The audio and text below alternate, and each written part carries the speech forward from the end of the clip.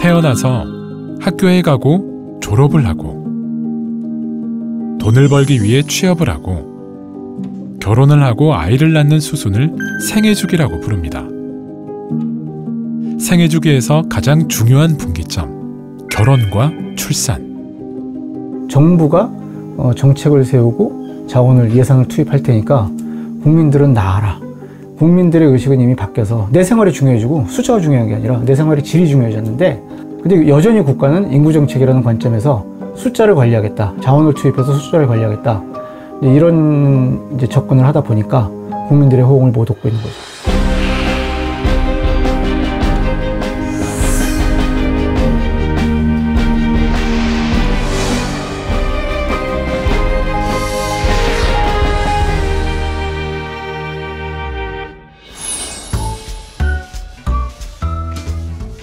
오후 4시.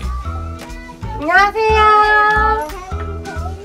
하루를 어린이집에서 보낸 아이들이 귀가를 준비하는 시간. 네, 내일 만나요. 조심히 들어가세요. 오늘도 엄마들이 자녀를 기다리고 있습니다. 2살 다현이의 귀가를 돕는 건 오늘도 외할머니 배순화 씨입니다. 다현이가 태어난 순간부터 다시 시작된 육아. 2년 전 퇴직과 함께 새로운 일상이 시작된 겁니다. 어린이집 갔을 때는 한 4시부터 해가지고 월수금은 저희 집으로 가고요. 그리고 이제 화목은 제가 여기 와서 아빠 퇴근할 때까지 보고 있어요. 갑자기 애를 보게 돼가지고 저 퇴직한 지 얼마 안 됐는데 뭐 재밌게 놀려고 그랬는데 그게 생각대로 안 되네요. 다현이를 낳고 산후조리원을 나오자마자 바로 일을 시작해야 하는 딸을 보고 가만히 있을 수 없었다는 엄마의 마음. 그런 엄마 배순화 씨는 은퇴 후 여유를 즐길 틈이 없었습니다. 오후 5시 반, 할머니의 손길이 바빠집니다. 곧 귀가할 딸 내외가 오기 전 집안 청소부터 시작하는데요.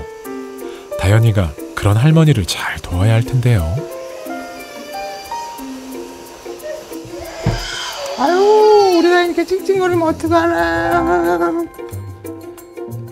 손녀가 우는 소리에 할머니의 손길이 더욱 급해집니다.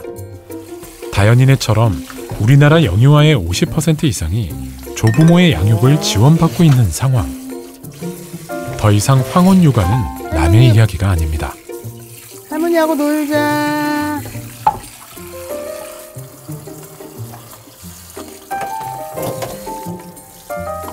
이렇게 할머니와 함께 할 수 있어 다행인 다현이네. 환갑을 훌쩍 넘긴 나이에 다시 시작하는 육아. 마음만큼 몸이 따라주지 않아 속상할 때가 적지 않지만 손녀 다현이는 큰 행복이자 기쁨입니다. 를 가느냐 깡총깡총 뛰면서 아대를 가. 제가 좀 마음이 아련하고 불쌍하죠. 다현이 보면. 그러니까 제가 모르는 사이에 얘 데리러 가면 사실 되게 눈물도 많이 나긴 하더라고요.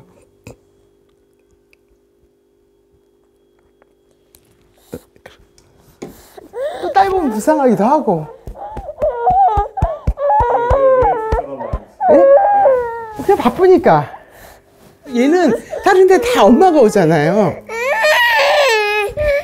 그래서 좀 그렇더라고. 왜 그래? 왜 이래? 엄마 대신 할머니의 손길로 채울 수밖에 없는 현실이 늘 걸립니다. 이거 봐, 이거지. 바쁜 엄마의 빈자리를 사진으로나마 채워보는데요. 이 사진 너무 예쁘다. 아빠 안녕히 다녀오셨어요. 한편 할머니가 겨우 다현이를 달랜 그 시각, 아빠 영재 씨가 퇴근했습니다. 안녕히 다녀오셨어요. 오빠 왔네요. 이제 한시가 늘어나가지고 할머니에서 아빠로 육아 바톤 터치. 다현이가 태어난 순간부터 퇴근 후 시간은 포기한 지 오래인 영재 씨. 하루 종일 딸 다현이와 씨름하느라 고생한 장모님을 위해 저녁 식사 당번도 늘 주저없이 나선다는데요. 다현 오빠. 네. 요리 담당? 어? 그래도 내가 좀 먹일 수 있게. 한 가지씩 나눠서 하자. 네네, 알겠습니다. 예, 장모님 오셔가지고 도와주시니까 그래도 이제 신경 안 쓰고 조금씩 이렇게 요리도 해보고 이제 같이 먹고 사는 거죠.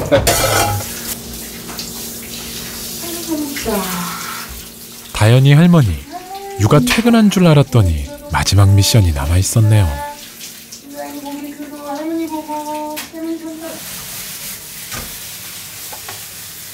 시간이 더 늦기 전에 저녁 식사 준비부터 해야 하는 상황. 뭐든 빨리 해야 하는 대한민국의 부모들.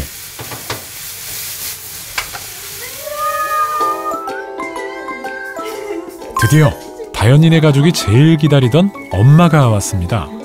집안이 다시 환해지는 것 같은데요. 할머니와 아빠가 아무리 잘해줘도 다현이에게는 엄마가 최고인가 봅니다.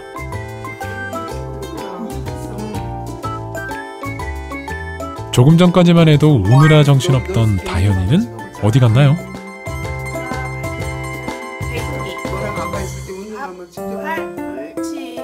오후 8시가 넘은 시각. 드디어 한자리에 모인 소희 씨 가족이 늦은 저녁 식사를 시작합니다. 위험하니까 다현이 막 식사 시간 대화 주제는 늘 다현이의 육아 분담입니다. 그러면 목요일날 내가 가고 그다음에 화요일에 내가 학원을 시켜야 된다는 거지. 화요일에 일단 아빠한테 얘기해놓고. 수학 학원을 운영하고 있는 엄마 소희 씨. 일과 양육을 함께하는 게 참 쉽지 않습니다. 현실적으로 저희가 키울 수 있는 게 아니고 거의 부모님이 많이 키워주시기 때문에 딸의 도리로서는 마음이 불편하고 죄송하고 진짜 그냥 모르겠어요. 이게 좋아하시는데 힘들어하시고 이렇게 하니까 저도 그런 생각이 좀 드는 것 같아요. 죄송한 마음 반, 좀 그래도 좀 감사한 마음 반, 낳길 잘했다 하는 마음 반. 코로나를 겪으며 결혼 준비를 하고 힘든 시기를 보낸 두 사람은 아이가 태어난 후 더 일을 놓을 수 없었습니다. 그 이유는 단연 경제적인 부분이었죠. 저희 있을 때는요, 막 그냥 너 이거 사고 싶어? 이거 사. 사고 싶어? 플렉스 할 수 있는. 사. 그럼 나도 이거 살게. 이렇게 해서 그런 거 했는데, 다현이 낳고 나니까 이게 기저귀 값이랑 분유 값이 상당히 비싸더라고요. 그러니까 이게 진짜 너무 많이 나가니까 이게 지금 저한테 현실로 막 다가와서, 이렇게 아껴야겠다 생각을 하는데, 더 좋은 아파트에 살고 우리가 더 좋은 차를 구입하기 위해서 현실적으로 적금은 못해요. 적금 못하고 네.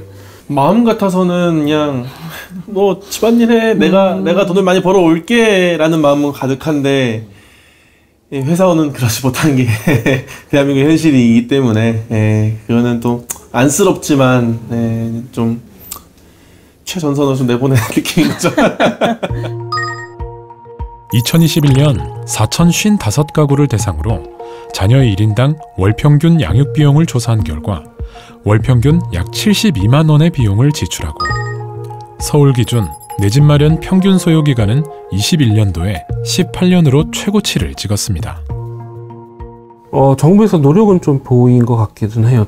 내년에 긴축 규제 속에서도 청년 관련, 저출산 관련 예산은 다소 늘은 점이 있거든요. 그런 면에서는 긍정적인 평가할 바도 있지만은 사업을 자세히 보면은 아이를 낳은 가족들 세대에 대한 가구에 대한 지원이 초점이 맞춰져 있어요. 게다가 아이를 낳으면은 분양을 준다든지, 근데 이게 확실한 게 아니잖아요. 그러면은 출산을 이끌어내지 못해요. 아이를 낳아도 받을지 안 받을지도 모르는 거는 도움을 주지는 않아요. 받을 수도 있으니까 아이를 하나 더 낳지, 이렇지는 않습니다. 예외적으로 좀 장기에 저리 대출을 한다든지, 주거에 대해서 좀 완전 확실하게 보장을 해준다든지 하는 좀 특단의 조치, 좀 지금 시기에 맞는 좀 긴박성을 느낄 수 있는, 절박함을 느낄 수 있는 그런 정책이 없다는 것이 굉장히 아쉽습니다. 강한 가족 없이는 강한 나라도 없다는 나라, 헝가리 부다페스트로 떠나봅니다. 저출산 문제와 관련해 최근 가장 주목받고 있는 나라인데요. 2008년 금융위기 이후 유럽연합 출산율 최하위국이 된 헝가리는 위기감을 느끼기 시작했고, 헝가리 정부는 2019년 파격적인 출산 정책을 내놓았습니다. 그 결과 가장 먼저 눈에 띈 건 혼인 건수가 크게 증가했으며, 출산율 역시 2010년 1.25명에서 2022년 1.52명까지 증가했습니다. 부다페스트를 대표하는 관광지 성 이슈트반 성당. 이 성당을 바라보는 늠름한 경찰 동상 하나가 있습니다. 유난히 반짝이는 배를 자랑하는 모습. 사람들은 이 경찰 동상과 사진 찍느라 정신이 없는데요. 알고 보니 배를 만지고 소원을 빌면 이루어진다고 합니다. 특히 왼쪽 배를 만지면 사랑이 이루어지고 오른쪽 배를 만지면 일이 성공한다는데, 일과 사랑 사이 고민하는 젊은이들 사이에 정보는 명확합니다. Hungarian government spends 5% of the GDP on fertility-related policies, which is pretty much one of the highest within the EU. Obviously, the main success factor is to have more children. It's pretty measurable. It's how many marriages there are, because if you are in marriage, there's a higher probability that you will have a children. It might be better to support families to have their own assets, their first homes. Also pretty easy to measure amount of subsidies that are given to families and to people who have children. 부다페스트 근교에서 두 딸을 키우는 36세 도라 칼마르 씨.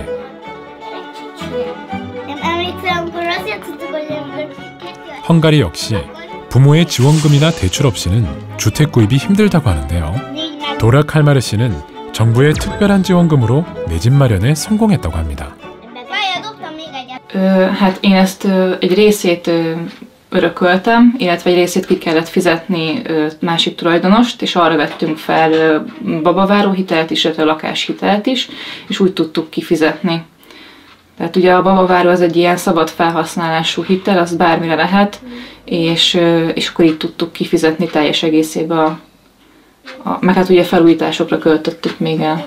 Akkor kamatmentes marad a hitel, ha születik egy második gyerek is, akkor ott 30%-ot elengednek a hitelből, ha meg egy harmadik gyerek születik, akkor meg teljes egészében elengedik a hitelt, akkor ott vissza se kell törleszteni. Tehát így ennyi. Nálunk ennyi a kikötés a babavárónál.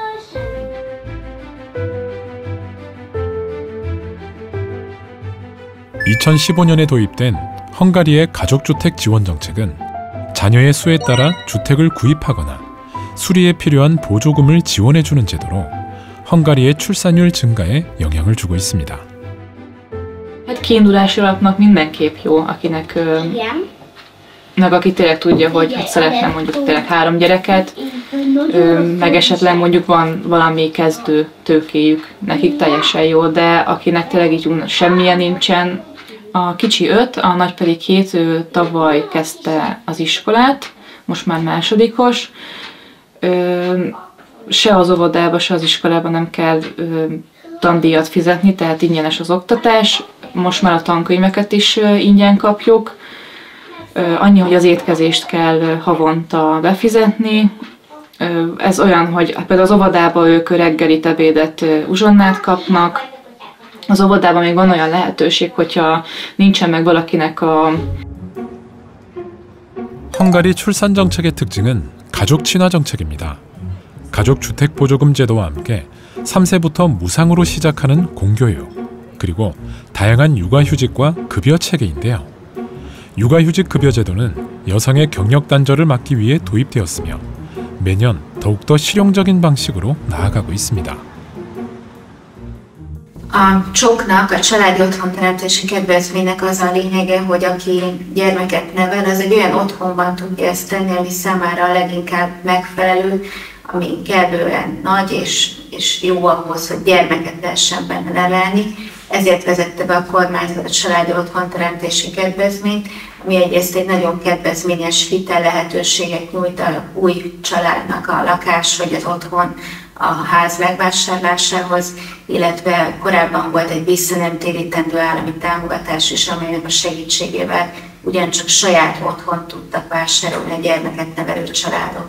Ezen kívül a babaváró támogatás, ami ugyancsak egy nagyon kedvező hitelkonstrukció, ugyanezt segíti, hogy meg tudják vásárolni akár az otthonukat, de ez egy szabad felhasználású hitel, tehát ezt bármire költhetik, ami az ő családi életüket meg tudja könnyíteni. Ennek a hitelnek az a lényege, hogy ahogy születnek sorba a gyerekek, egyre kevesebb részét kell visszafizetni a fennmaradó tartozásnak.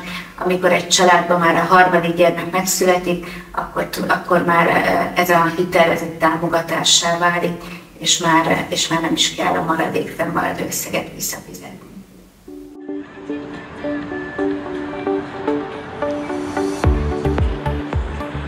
두 자녀를 둔 40살의 미애 씨. 아이들을 각각 학교와 유치원에 보낸 후 본인이 운영하는 회사로 출근합니다. 일과 육아를 병행하기 위해 집 근처로 공유 오피스를 얻어 집과 회사는 10분 거리. 워킹맘으로 산 지 10년째인 미애 씨. 육아와 일을 병행하면서 위기의 순간은 계속해서 찾아왔지만 일은 놓을 수 없었다고 합니다. 안녕하세요. 이벤트 어떠셨어요? 반응 좋았죠? 네, 세 번째 이벤트 확실히 반응이 좋고요. 그리고 그 선생님 말씀하신 것처럼 이렇게 이벤트 물건을 이렇게 확대를 이제 잘 보이게 했더니 네, 확실히 좋아졌어요. 네네. 근데 이제 이렇게 해서 사람들이 들어왔잖아요. 그때 이 후기를 또 계속 봐야 돼요. 네. 근데 이렇게 밀려 소상공인 사장님들을 위해 마케팅 컨설팅 하는 게 주 업무. 고객들의 실시간 반응을 들을 때마다 살아있음을 느낀다는 미애 씨. 주로 자영업자, 소상공인 사장님들 대상으로 블로그, 인스타, 유튜브 등의 SNS 마케팅이나 온라인 마케팅을 교육하는 마케팅 교육 강사로 활동을 하고 있고, 또 저희 회사는 사장님들 대상으로 블로그, 인스타그램, 유튜브 이런 운영에 대해서 대행을 해드리는 대행사를 운영하고 있습니다.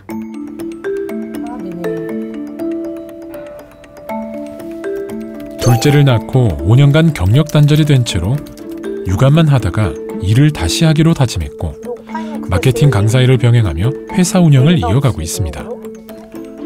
물론 절대 쉽지 않았습니다. 시스템이니까 블로그 수업을 할까봐 6월에 그 두 개를 바꿔서 일정을 디자인을 좀 바꾸고 내용에 들어가는 그 신청서도 잘하는 데가 하나 있어서 그렇게 좀 변경을 해보려고. 취소 인원이 있어서 지금 예약 가능하세요?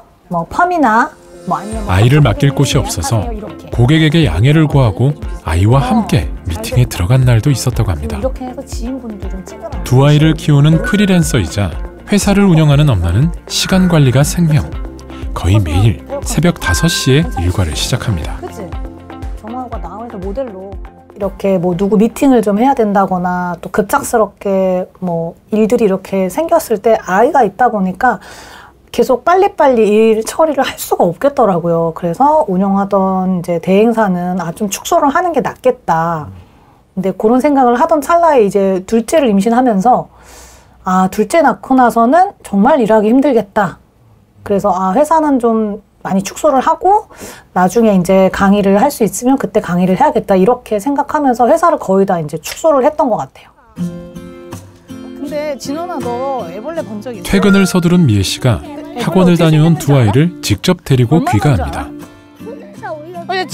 다현이 손가락만 일찍 하원하는 아이들을 돌볼 곳이 없어 학원을 2-3개씩 보내는 건 필수가 된 상황이죠. 이 손가락 반만 해. 선생님 이렇게 매번 아이들을 데리고 오세요? 네, 데리고 와요. 혼자 아직 올 수가 없어서. 혼자 올래. 매번 같이 오고 있어요. 진짜 피치 못할 사정이 있다 그러면 이제 저 직원이 한 1시간 정도 봐줘요. 새로운 어린이집이나 유치원에 들어갈 때마다 적응하기 힘들어했던 아이들. 그때마다 안타깝고 속상했지만 워킹맘 미애 씨에겐 다른 선택권은 없었습니다.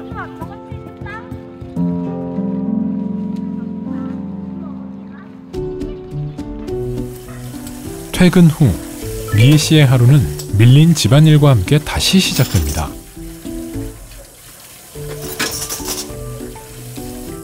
아이들에겐 꿀같은 휴식 시간.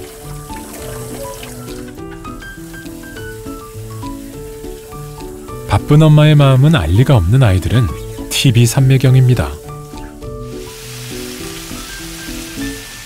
늘 시간이 부족한 탓에 아이들과 함께 집에 오면서 같이 장을 보고 메뉴를 정한다는데요. 요리를 그렇게 막 엄청 많이 하진 않지만 그래도 꼬박꼬박 밥은 좀 잘 챙겨서 평소에도 그래도 좀 애들 먹는 거는 뭐 챙겨 놓으려고 하는데 반찬을 그렇게 많이 하지는 못해도 그래도 이제 몇 가지씩은 챙겨 놓으려고는 해요. 뭐 사다 먹이기도 하고 제가 하기도 하고 천천히 먹고 목욕하자 그러면. 너 했어. 알았어.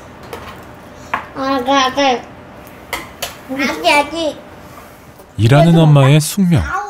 아이와 함께 시간을 많이 못 보낸다는 죄책감 때문에 미애 씨는 저녁만큼은 직접 요리한 음식을 챙겨주려 노력한다고 합니다. 그래서 애기 어렸을 때 되게 많이 힘들었던 것 같아요. 왜 내가 이렇게 좀 하고 싶은 일을 하고 싶은데 더 나도 좀 일하고 싶은데 육아를 할 수밖에 없는지 내가 이렇게 애를 키울 수밖에 없는지 그때는 그런 거에 있어서 선택해야 하는 줄 알았었어요. 사실은 내가 일을 그만해야 되고 아이를 키우는 게 맞는 건가? 일을 계속 하는 게 맞는 건가? 사실 되게 고민을 많이 하고 그때는 진짜 많이 힘들었던 것 같아요. 근데 이미 이제 어쩔 수 없는 상황이다 라고 사실 이해를 하면서 제가 이제 좀 많이 수긍을 하면서 육아를 했었던 것 같아요. 네. 꼬마에게 짜장면을 사주신 거예요. 그런데 할머니는 저쪽에서 끓여서 워킹맘으로서 10년 차. 일과 양육 사이에서 여전히 갈팡질팡한다는 미애 씨. 직업적 책임과 일에 대한 욕심, 그리고 좋은 엄마가 되고 싶은 마음 그 사이에서 여전히 고군분투 중입니다. 알겠지? 엄마는 엄마 쳐봐. 그래. 좀 사회 전반적으로 약간 아이는 왜 엄마가 키우는 거, 뭐 여자가 키우는 거 이런 좀 이런 생각이 저도 약간 있었던 것 같아요. 근데 어쩔 수가 없잖아요. 또 자기도 사업을 열심히 해야지 가장으로서의 굉장히 무게감도 느끼고 본인도 힘든데 물론 또 뭐 이렇게 서로 막 이제 얘기를 하면 또 티격태격 싸우게 될 수도 있으니까 이게 좀 힘드니까 그런 모든 것들을 되게 해결하는 것도 되게 힘들었던 것 같아요. 잘 해결이 안 되고. 네. 지난해 우리나라 맞벌이 부부의 비율이 역대 최고를 기록하며 육아와 일의 병행, 그리고 여성의 경력 단절과 복직 등이 더욱 중요한 사회적 문제로 대두되고 있습니다. 가족 또는 기관에 아이를 맡기지 않으면 육아가 큰 부담인 상황. 그러다 보니 아이를 낳는 것부터 키우는 것까지 쉽지 않은데요. 출산율이 반등하기 위해선 양육과 일이 양립될 수 있도록 사회적 개혁이 진행되어야 합니다.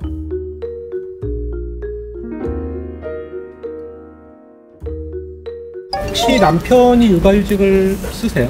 아니요, 안 써요. 그건 좀 어떻게 생각하세요? 근데 아직은 남자들이 출산휴가나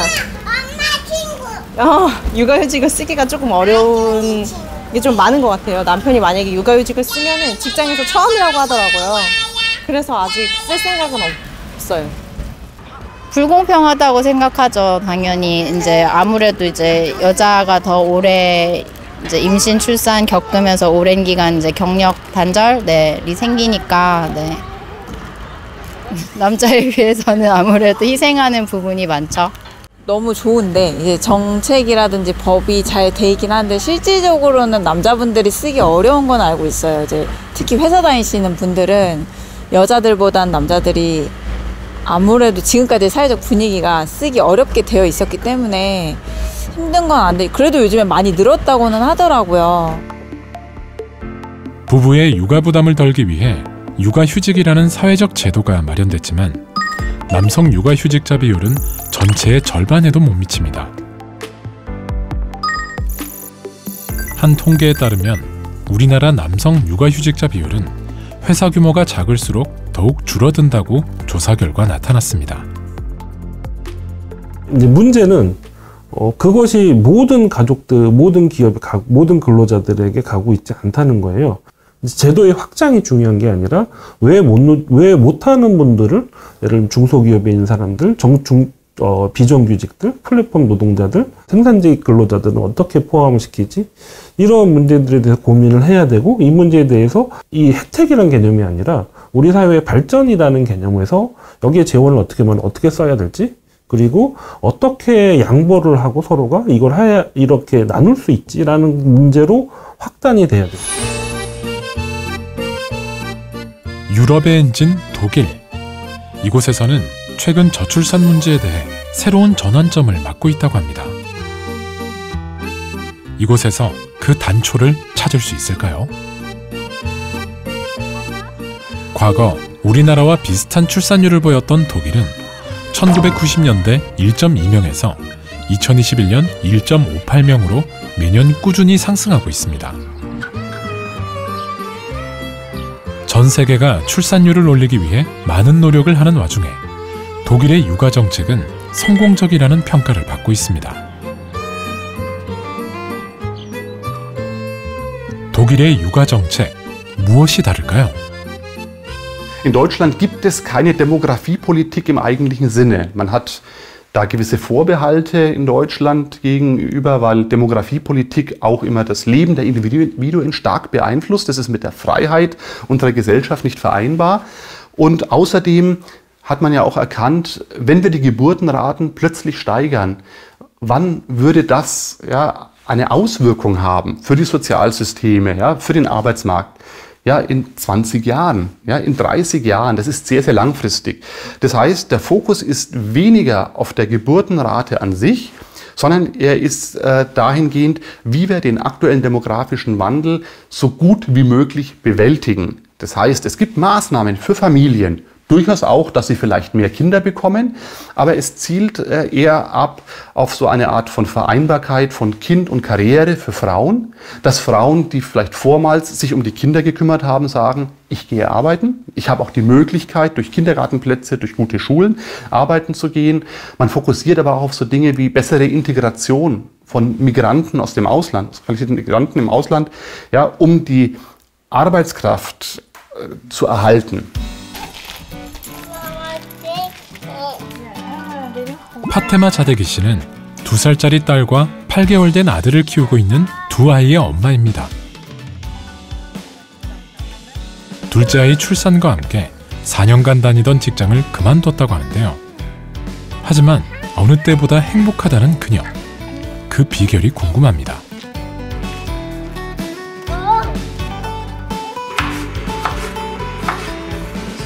퇴사와 동시에 육아 비용에 대한 걱정이 들 수도 있었지만 식사비를 제외하면 거의 비용이 들지 않는다는데 이 모든 게 아동수당 덕분이라고 합니다. 매월 지급되는 아동수당은 육아비 부담을 덜어주는데요. 아이에게 건강한 음식을 먹이고 직접 돌보는 것이 그녀가 요즘 행복한 이유랍니다.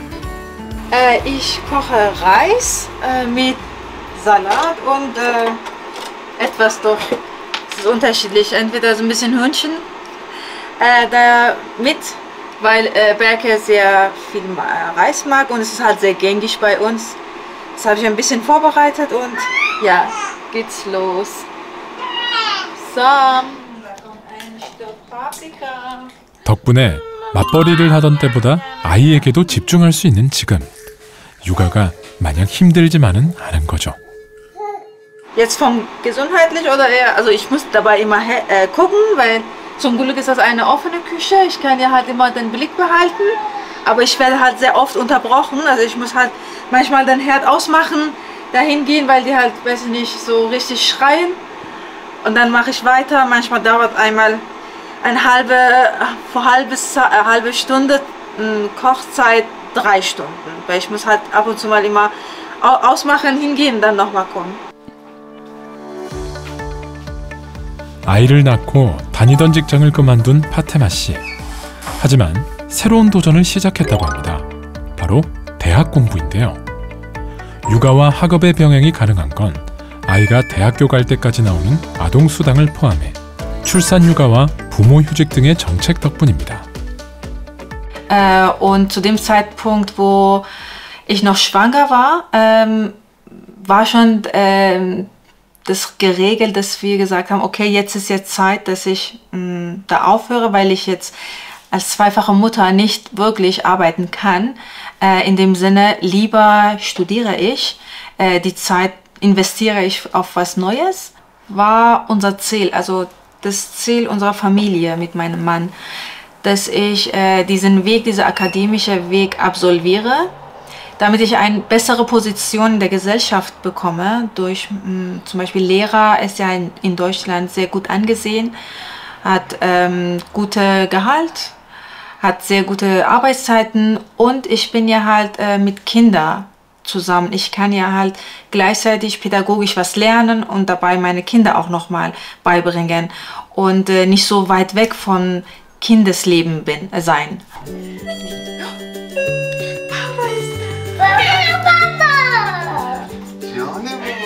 게다가 학생들이 받는 지원금도 파테마 씨는 아이가 있어 다른 학생보다 150유로 정도 더 받는다고 하는데요. 일을 안 해도 나오는 지원금. 덕분에 회사를 운영하는 남편 모센디반 씨는 외벌이를 하고 있지만 부담이 적어졌습니다. Welche, wo bist du? Welche?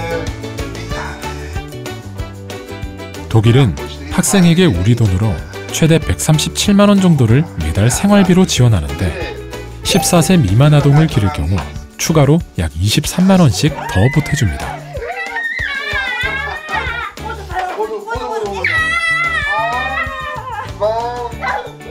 Manchmal mache ich das, bekomme ich den wenig Zeit zu Haushalt zu helfen, aber ich organisiere immer dabei sein, weil alleine geht nicht, dass alles meine Frau machen muss und es gehört zu jeder Familie, ja, klar. Ohne geht nicht, ohne Salz kannst du nichts essen, ne? Es ist immer, manchmal, wenn wir zum Beispiel rausgehen, ne? Ja. Ne, wir sind richtig wir, das heißt zusammen. Ja. Nicht, das ist eine Aufgabe, das mache ich nicht, oder musst du das machen, wir haben solche Sachen nicht. Einfach derjenige, der Zeit dafür hat, wenn ich dann zu Hause bin und die Kinder Hunger haben. Ich bin jetzt zuständig fürs Kochen. 아동수당은 부모 소득과 상관없이 아이 한 명당 월 250유로, 18세까지 지원합니다. 독일 육아 정책의 가장 큰 특징은 자녀의 출생부터 성인이 될 때까지 국가가 지원한다는 점인데요. 걱정 없이 아이를 키울 수 있는 나라, 아이도 부모도 행복한 사회, 독일이 꿈꾸던 모습입니다. Es ist ja halt, weil man weiß schon in Deutschland, wenn man Kinder kriegt, dann weiß man, okay, man bekommt Elternzeit, man bekommt Elterngeld, man bekommt Kindergeld und das sind ja alles die Sicherheiten, was jemand hat, weil Deutschland ein sozialer Staat ist. Deswegen, es gibt immer eine Möglichkeit. Man muss nur halt sich bemühen und zeigen, ja, ich möchte arbeiten, ich möchte zum Beispiel studieren oder irgendwas, habe ich aber trotzdem ein Kind, habe ich trotzdem eine Familie. Und da steht an der Seite wirklich die Stadt und sagt, okay, kein Problem, wir unterstützen. Es gibt viele kleine Einrichtungen, Familienzentrum, die jemanden, der keine Ahnung hat, zum Beispiel die Gesetze nochmal erklärt und unterstützt. Dass man sagt, wow, sehr schön, dass du trotz der Kinder studierst. Man wird halt mit einem sehr guten Auge sogar gesehen. Zentral ist, dass Paaren die Vereinbarkeit Familienberuf ermöglicht ist, weil viele Paare entscheiden sich nicht für Kinder, weil sie Angst haben, dass sie dann vielleicht ärmer werden, dass vielleicht die Mutter ihre Karriere nicht fortsetzen kann. Und insofern muss man diese Sorgen ernst nehmen und Wege finden, dass diese Konsequenzen abgefedert werden. Durch Kinderbetreuung, durch einen Arbeitsmarkt, der es auch ermöglicht, vielleicht mit einer Teilzeit oder vollzeitnahen Teilzeit zu arbeiten. dass es Unterstützung auch insgesamt in der Gesellschaft gibt, auch in der älteren Generation, Unterstützung dafür, dass Eltern nicht nur erwerbstätige Frauen und erwerbstätige Männer sind, sondern dass Eltern auch Zeit für die Kinder brauchen, gerade in der Phase, wenn die Kinder klein sind. Insofern muss sich auch einiges auf dem Arbeitsmarkt ändern, dass der familienfreundlicher wird.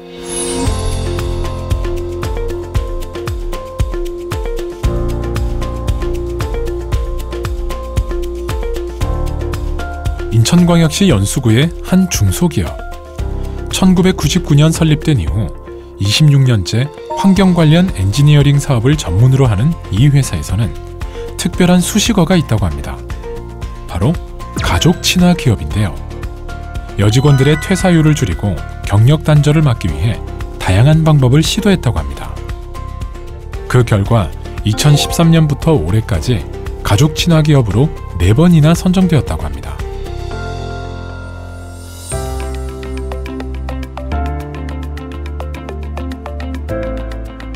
육아휴직 후 복직한 고현경 씨.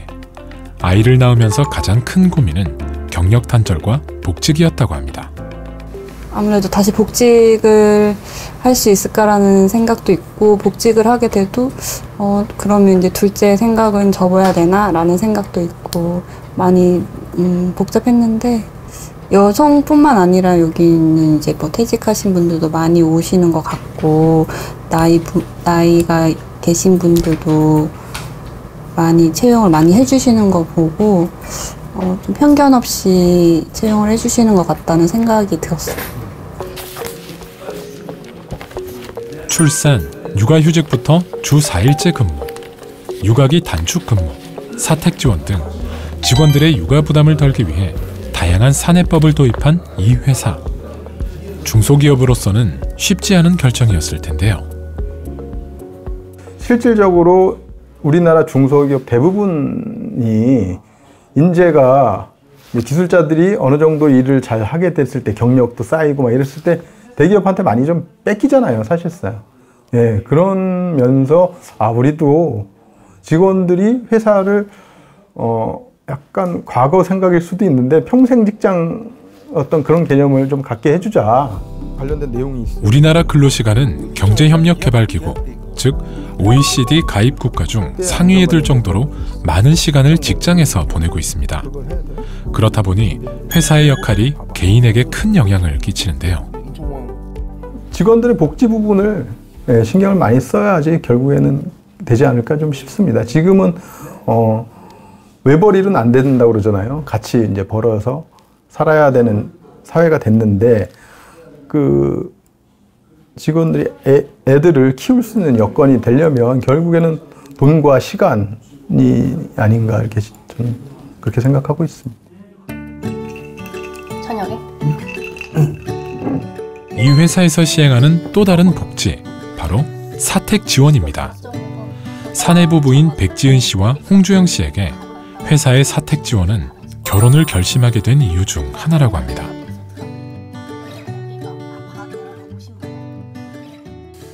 저희도 처음에 이제 시작할 때 제일 가장 고민거리가 이제 주거 문제였거든요.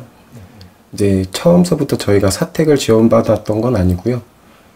처음에 이제 신혼집을 이제 제가 혼자 살고 있던 그 집에서 같이 처음에 시작을 하고, 이제 결혼식을 올리고, 그리고 나서 이제 집을 이제 알아보고 있는 과정에서 어떻게 하다 보니까 이제 회장님이랑 이제 간부님들한테 얘기가 들어가갖고, 그러면은 금전적인 부담감을 좀 줄여보지 않겠냐 하면서 먼저 이제 사택을 지원해 주겠다는 그런 제안을 먼저 해주셔서 네.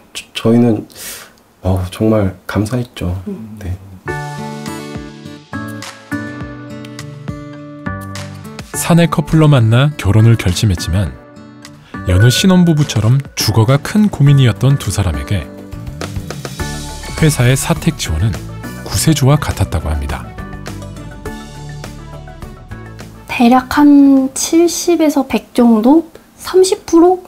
30% 네, 정도 되는 것 같아요. 30% 정도 네, 한 사람 세이브가 되는데 확실히 이게 주거가 해결되다 보니까 이제 구체적으로 좀 더 명확하게 계획을 세울 수 있었던 게 이제 2세를 갖고 나서 저희도 어느 정도 이제 그 뭐 청약이나 이런 기회가 있으면은 언제든지 이제 목돈이 마련되면 저희도 이제 좀 더 좋은 곳으로 가서 저희랑 똑같은 이제 뭐 신입 사원들이나 뭐 사내 커플 만약에 생기게 되면 사택의 그런 혜택을 받을 수 있게끔 네, 그렇게 할 계획입니다. 여기서 끝이 아닙니다. 미혼인 일반 직원들을 위해 공동 사택도 제공한다고 하는데요. 여기는 저희 같이 사용하고 있는 거실이라서 가끔 TV도 보고 쉬는 공간을 사용하고 있고요. 방은 여기 2개로 나눠서 지금 사용하고 있어서 여기가 제 방으로 사용하고 있습니다. 거주 공간을 제공함으로써 안정적인 생활과 재정 관리 등을 통해 결혼 장려까지 이어지게 한 회사의 가족 친화 정책이라고 합니다.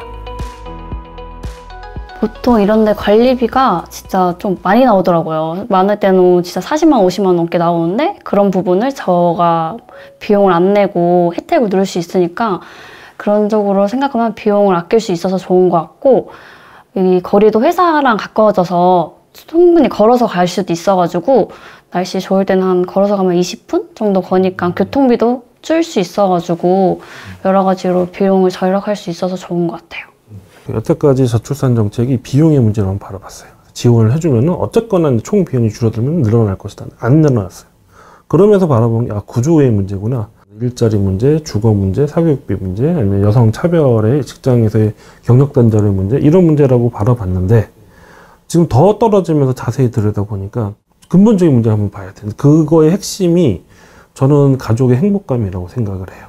근데 지금 가족의 행복감을 청년들이 못 느껴요. 근데 왜는 못 느꼈냐라고 하면은 우리 사회 전체가 성공이라는 것, 행복한 가족보다는 성공한 가족상의 가족 모델에 아주 올인을 했어요. 그러면서 아이들은 공부만 하고 엄마는 뒷바라지만 하고 아빠는 돈만 돌아오고 그래서 우리가 원하는 거는 몇 평짜리 아파트, 어느 정도의 자동차, 그리고 뭐 아이는 어느 정도 대학가. 이게 행복의 그냥 기준처럼 돼버렸어요. 그런 속에서 살아온 청년들이, 성장기를 보낸 청년들이 가족이 중요한 거, 가족학자들은 가족에서 가장 중요한 게 그 정서적 친밀성이라고 얘기를 해요. 이걸 경험해보지 못하고 성장기를 보냈단 말이에요. 이 친구들은 가족의 효용성을 굉장히 우리보다 낮게 느끼고 있어요. 가족의 효용성도 못 느끼는데 지금 경제적 상황도 안 좋아지잖아요. 그러면 당연히 결혼이라든가 출산의 선택을 하지 않는 거예요. 여기는 우리 사회 모두가 개입이 돼 있는 문제예요. 이건 우리 사회 모두가 성찰하고 우리 인식을 전환하지 않으면 이 문제는 풀 수가 없어요.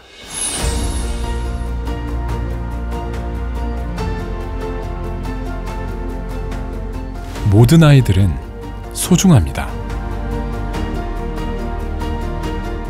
아이가 살기 좋고 가족이 행복한 사회. 대한민국이 앞으로 만들어가야 할 모습이 아닐까요?